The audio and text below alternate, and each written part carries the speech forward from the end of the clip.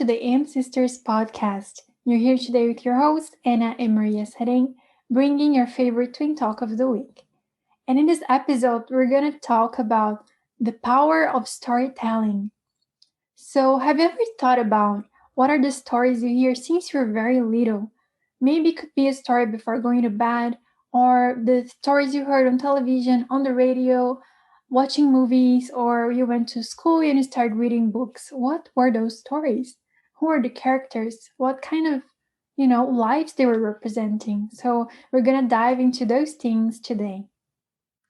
I believe we have many fond memories of our childhood regarding storytelling, and even movies and books that we read. I think one of our favorite days of the week was Friday, right? Because every Friday we could rent a movie. Yeah, back in the days we used to rent movies, DVDs. DVDs.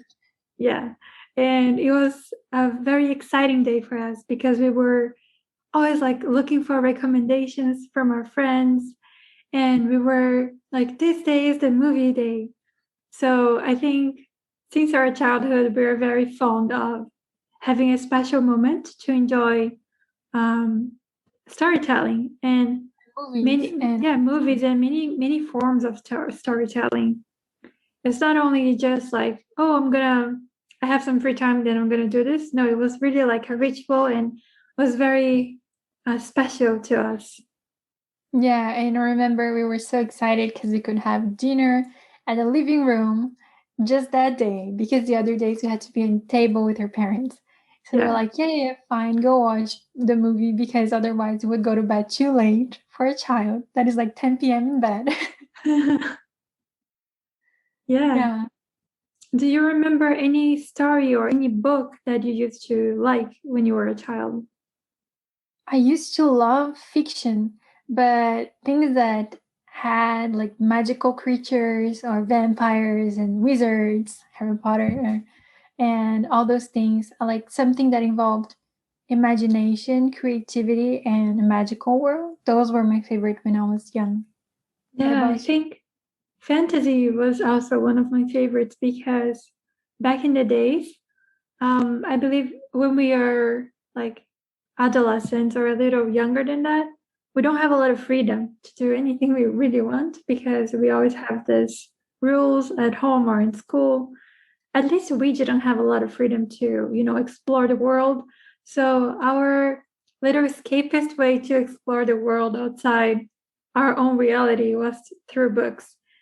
And especially because I think if you watch the last episodes, we talk about our paranormal experiences and all that. We are very attuned to that. We were really interested about supernatural stuff. So that was our little opportunity to dive into the supernatural world again, reading about like ghosts and vampires and werewolves and witches and all that. It was amazing. Yes, and I think books can teach people a lot, and even when you're young and you're not reading something like serious or anything, but sometimes they can even tell you about emotions and how other people might experience, because you can put yourself in their shoes and see, oh, maybe this person would react differently. And I just found always fascinating how an author can literally like imagine so many different lives in their heads to say, for example, write a dialogue that would sound exactly like this character, but that character could never say something like that. So it's really interesting, the storytelling and how they build it. And this can go in many ways, like even poetry, if you're into that. It's also a way of storytelling, but it's much more subjective and it has sound to it. So a story can be told in various ways. Mm-hmm. And I think it's really interesting, this part that you just mentioned. It's almost like teaching psychology, right? Maybe for the first time you realize that the character behaves in a way that you would never do such things. So you kind of empathize with someone that is very different from you, and you kind of understand a different point of view. And it's something that is not so easy to do on our daily lives sometimes. And another thing about characters is that when the character is complex, I think it's amazing. When you can see the bad and the good, because no one is perfect. No one is like a superhero or superheroine. So seeing that even the best characters, sometimes they can have, characteristics that are not so good. It's also part of their essence. So it also shows us how we can be kinder to ourselves, because like even if this character who I love is not perfect, I can, allow myself to make some mistakes on my way as well. Yeah. And you said like this character that I love, because I remember when I was younger, I literally loved the characters in certain books and they became my friends.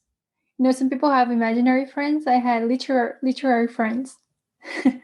And even like I would, I don't know, elementary school and all those things, I would always hide a book and read during class because the classes were boring. And I was just so into the story and I was reading all the time. And I just remember like wishing they were real people, like if I met someone like that. But I know it's pretty idealized as well. And I think the first ideas of romance that you have also come from those stories, maybe books or even movies or TV shows, that they really put like this very ideal type for a lot of people. But like the name says, an ideal type is not a real person. So maybe that's why creating complex characters is much more interesting, because they're more similar to us, not just. And also they can give us some life lessons. Yes. For example, they can teach you to be strong. They can teach you to overcome obstacles. They can teach you to be humble, to be kind, and to be honest, and to have virtue and honor. Maybe some characteristics that people don't really mention those days, or they don't give so much value. Sometimes characteristics from characters from different cultures or different times in history, they can bring back those values that I know. Sorry, go. that maybe we forgot about, and then now we can see that and think, well, I think that's really important. Maybe I could bring that into my own life. Don't give up so easily, and truly be there for everyone you promise something, or be an honorable person. Yeah. You're watching Outlander. Yeah.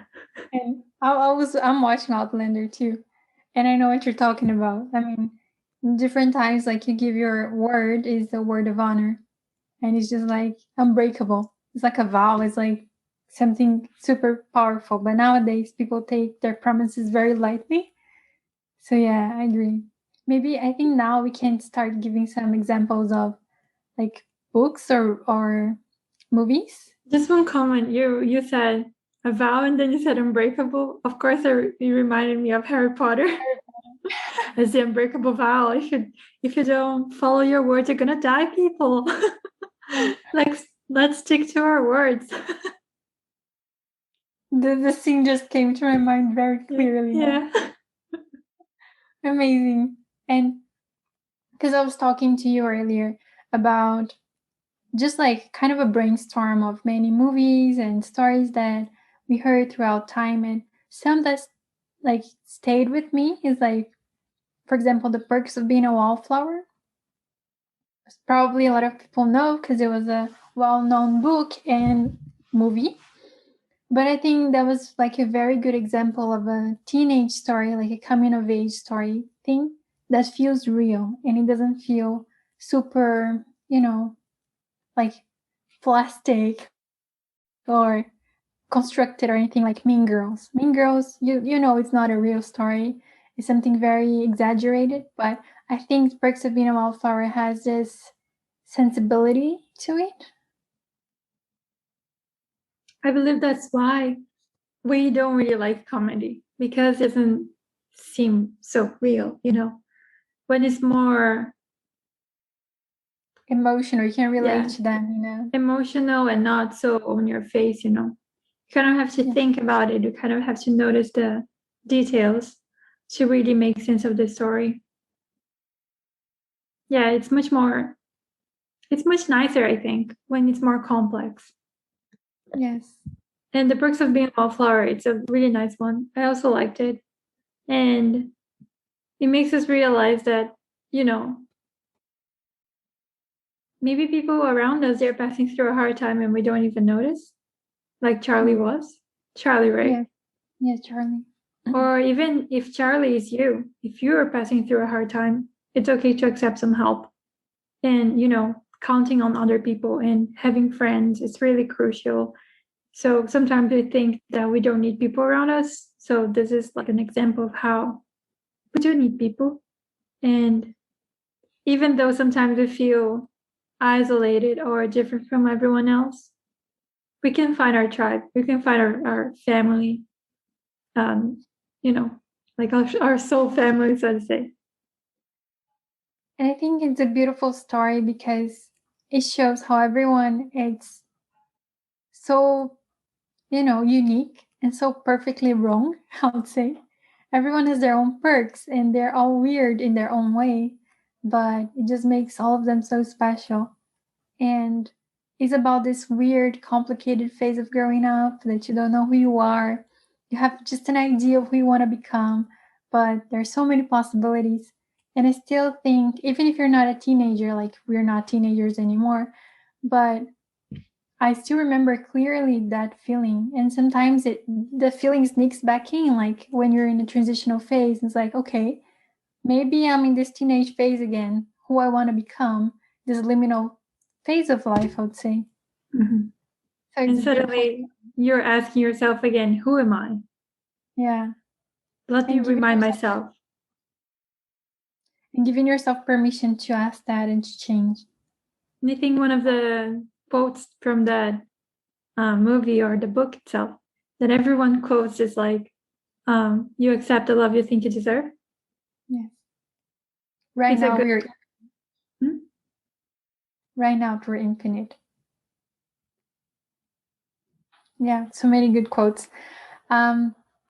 Maybe we can talk about another story now. I was thinking also the movie that got really famous is like Marriage Story. Beautiful acting, and I just felt it's so raw and so honest, and I really enjoyed that it's not this perfect ending, and it shows that even well the story begins with an ending if you think about it, the end of a marriage, but it shows how life goes on, and it's not like the fairy tales that end with the marriage, you know. And I just enjoyed that a lot. It's much more, you know, like real life. It's a vulnerable story, and you can see the raw characteristics and the raw personality of both of them, of the couple, right? And even the child. You can see how a family is so interconnected, and there are so many things involved in a divorce. And I think it was really interesting how sometimes even in your own life you lose control over the situation. Like in the story, they started the divorce process, and then the lawyers, they kind of took the conversation from their hands, and then it became a mess. But they were not wanting to have a divorce like that from the first place. So sometimes it happens to us as well. We think we're in control of our lives, but then suddenly we have no control anymore. Other people are having control over things that are happening actually to us. I think this was a good representation as well of things that are very, very real. Yeah. And how people that are sometimes so close can become like strangers very quickly when they become defensive and all those things, which happens. We've all seen this. And yeah. But I think it's so easy for it to happen because if you really like someone and you're with that person for a long time, you're open and vulnerable, right? You can be easily hurt. So that's why people become so defensive, and hate and love, they're almost together, because if you're not careful, you have that person so vulnerable in your hands that you can easily hurt them. So that's why it's important to think that in every relationship you're responsible as well. You have to be responsible for your actions and for the other person as well, because they are being super open with you. I agree. So that's one lesson we can see from stories as well. I think some stories also tell us a lot about our own society. And sometimes when we're living our lives, we are so focused on this scale of living like local and our lives, and we forget the bigger scale of things. So I think some stories are really good at like pulling us back and showing us, okay, look at this, the world is like this. Like documentaries are great at doing that and showing us how the system is working, things that are wrong, social injustice, how like surveillance is happening, how we have censorship, how we have all those things. And that's why it's so crucial for us to have freedom to express ourselves. And I think it's nice when you mention documentaries, because it not only shows us this other dimension of things, this other perspective, but also a different way of living. Sometimes we didn't even consider that our lives could be lived in a different way, or that people do live in a different way and they face different challenges than us. So having this ability to give the voice to people who have not been heard before is really important, and let them express themselves and let them show who they truly are to the rest of the world. Even though they have not been represented properly yet, they can have, they can be empowered to convey their message once and for all, like especially with documentaries, reaching out people who are far away from the mainstream media. Yes. And I think that's why we were talking about this before. It's important to bring more diversity into storytellings in general. And that's why we started this conversation asking, what kind of story do you have to tell? Because you have a life that no one else has. And do you see yourself represented in media? Do you see yourself in literature? Do you see yourself in movies, TV shows, etc.? If not, if you don't, maybe what's the reason? We should think about that. Yeah, that's really, really important. I myself, I don't think my story has been told yet, because of the country I was born, because of my ethnicity, because of my thoughts, because of myself. I've never seen any character who truly represented where I came from and what were my experiences in the world. So I believe many people, they have not seen their stories told in the big screens yet. And that's a little bit frustrating, but it's also beautiful, because it means that there's so many other things that can be shown and that can be produced and that can be created from people who have not had the chance before, especially because everyone knows, but in the entertainment industry, still there are a lot of white people, who are writing the stories, who are directing the stories, and who are acting them or writing them in terms of books and novels and all that. So yeah, doing our part, if we can put more inclusivity and more diversity into those fields, would be extremely enriching, I think. I agree 100%. And you told me about, for example, when people are doing the cast of a movie or TV show, and everything is based on the script. And if the script is not meant to fit a person with a different ethnic background than white, Caucasian, it's really hard for even like the person who works with that to choose a different actor or actress. And this tells a lot. I think that's why I myself would like to write someday those things, because I know that there's so many stories to be told and so many different perspectives that hasn't been explored yet. But I think it's nice that slowly things are improving, because when we were young, I couldn't see myself anywhere. And nowadays we see more Asian people on the screens, and even like mixed people, even though still minority. But in the past was like, no one. Mm-hmm. And if I you were, remember, like the very stereotypical type. I remember when we were really young, we were kind of interested in acting. That Yeah. when we were like young, and then you asked me, but like, even if we do acting, like, there's gonna be no There's roles no for role. me. Yeah. And that's the point, you know. It's not about like the way you look. It's about bringing this diversity into the scripts, into the stories that are told, and not like having to change yourself to look more white or more Western, you know. Just because there was no space for people like us. And even like you said, become more this, more that. Our case is funny because we can be a bit of shape shifting, I would say, depending where we are. Because like in Asia, people don't think I'm Asian. They don't think. But if I'm any other country, they're like, yes, you are at least half Asian for sure. And I mean, we can play around with those things, but I think for some people it's very obvious who they are or their ethnicity and all those things. So it would be very nice to see more diversity.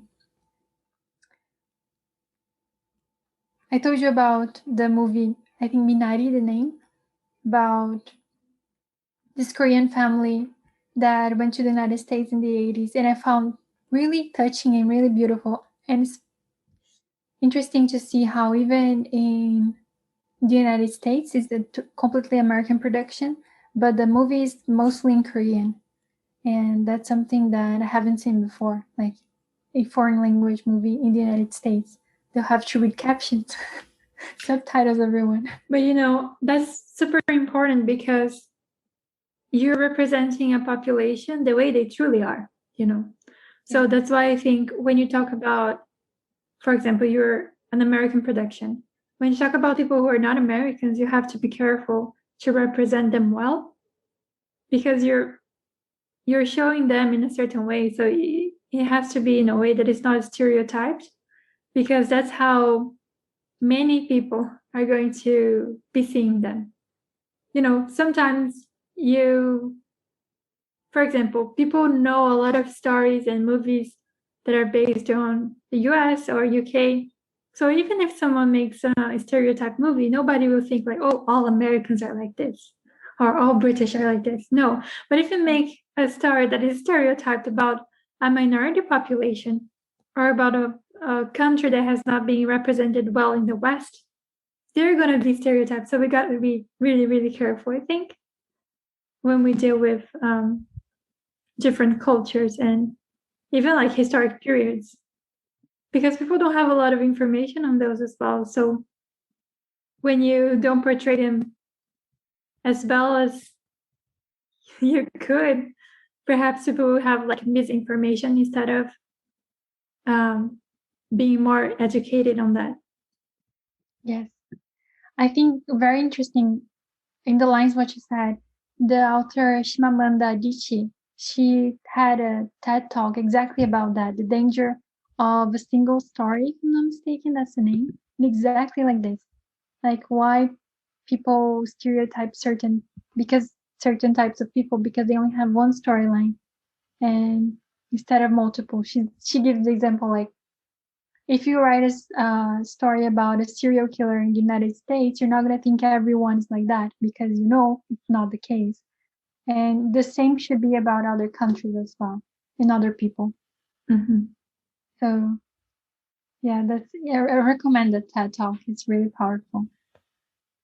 Since you mentioned serial killer, I also wanted to mention how storytelling is a wonderful tool to make you understand a person in an intimate level. So sometimes, for example, if you saw a broader perspective of a story and you saw this character who was not a really good person, good, I don't know what is good, but if you are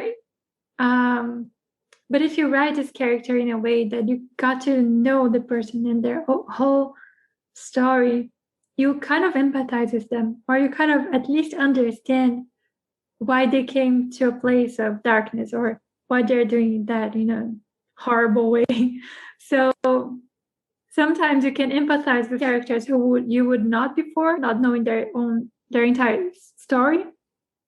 But also people who are marginalized and people who are not well represented. If you tell a story that you can truly know the person on an intimate level, you can finally humanize a person. Because some individuals, they're not even considered humans in a way, depending on the context, right? So I think bringing this humanization of every person, every individual is really important. Even though they've been, I don't know, maybe they committed a crime and all that, but still they are a person. So that's also another aspect of storytelling. Yeah, sorry. There are more movies about the anti-hero. So even like the Joker was very famous, and I think it's a very well-known movie about an anti-hero and showing why the person went into darkness. Yeah. People are complicated. So are characters. As they should be. So I think... You wanted to mention another movie before? Oh, there's a lot of movies that inspire me or inspired us. I think,